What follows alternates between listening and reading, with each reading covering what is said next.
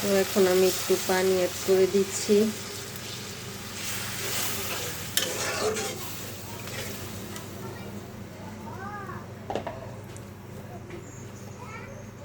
দিয়ে দিচ্ছি লবণ স্বাদ মতো, দিয়ে দিচ্ছি 2 চামচ ধনিয়া গুঁড়ো,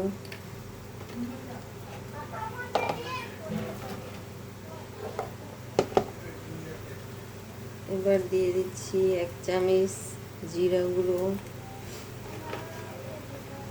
এবার দিয়ে দিচ্ছি 1/2 চামচ হলুদের গুঁড়ো, 1/2 চামচ মরিচের গুঁড়ো। এখন সবগুলো দেওয়ার পর একসাথে ভালো করে মিক্স করে নিচ্ছি মশলাগুলো। তো দেখুন আমার মশলাটা কষিয়ে হয়ে গেছে। এবার আমি মাছগুলো ঢেলে দিচ্ছি ফ্রাই প্যানে। তো আমি চিংড়িটা ঢেলে দিয়ে ভালো করে নেড়ে চেড়ে নিয়েছি। এবার আমি ঢাকনা দিয়ে ঢেকে দিচ্ছি ভালোভাবে সিদ্ধ হয়ে পারফেক্টলি হওয়ার জন্য।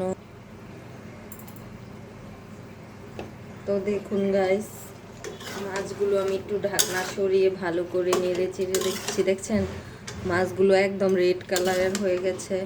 কত সুন্দর একটা ফ্লেভার বের হয়েছে, আর কালারটাও খুব কম্বিনেশন হয়েছে। তো ভালোভাবে যেন এটা বড় চিংড়ি পারফেক্টলি সিদ্ধ হয়, আবারও ঢাকনা দিয়ে ঢেকে দিচ্ছি।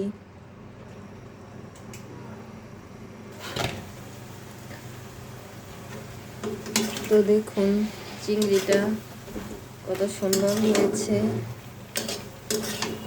কালারটা কিন্তু একদম অসম্ভব সুন্দর হয়েছে, ফ্লেভারও সুন্দর বের হয়েছে। তো আমি এখন চুলার জালটা অফ করে দিচ্ছি, কারণ পানি একদম শুকিয়ে ঝরঝরে করে রান্না করে নিয়েছি। তো আমার আজকের ভিডিও এই পর্যন্ত শেষ। আসসালামু আলাইকুম। তার আগে আপনারা আমাকে জানাবেন যে আমার চিংড়ি মাছটা রান্নাটা কেমন হয়েছে আর কালারটা কেমন দেখা যাচ্ছে। আসসালামু।